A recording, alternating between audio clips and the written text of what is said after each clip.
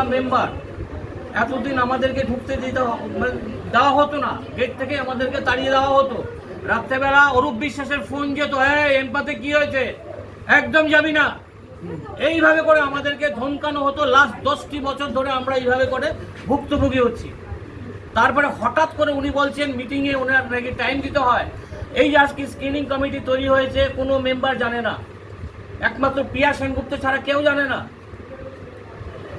এই যে আজকে এখানে যে আর্টিস্টদের ডেকে স্বরূপ বিশ্বাস মিটিং করছে, কোনোদিন আসেনি, কিন্তু এবার কেন আসছে? আজকে অরূপ বিশ্বাস ডিসিশন নিচ্ছে এমপাতে কি, এমপা কিভাবে চলবে না চলবে। আমরা কোনো প্রোটেস্ট করতে গেলে আমাদেরকে মারধর করা হতো, আমাদেরকে হুমকি দেওয়া হতো, আমাদেরকে ছবি রিলিজ করতে দেওয়া হতো না। আজকে আমরা যখন আজকে যখন আমরা ছবি রিলিজ করতে যেতাম,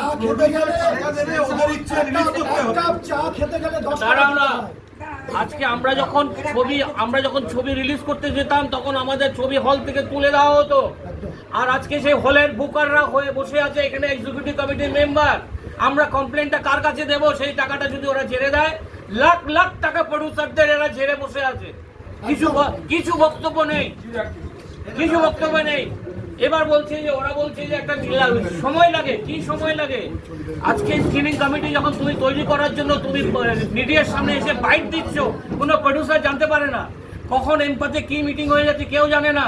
28 জন মেম্বারের ভিতরে ওদের রেজিস্টার চেক করুন, কোনো দিন 5 থেকে 7 জনের বেশি মেম্বার আসে না এক্সিকিউটিভ কমিটি মিটিংয়ে, কোনো দিন আসে না। কারণ এই 5-7 জনকে উনি ধরে রেখে দিয়েছেন, তোরা যা বলবি আমি তাই করবো। তাহলে এখন আপনাদের চাহিদা কি? চেয়ারম্যান অফ এক্সিবিটর সেকশন প্রিয়া সেনগুপ্তকে আমি বসিয়েছি, অনেক কষ্ট করে আমি বসিয়েছিলাম।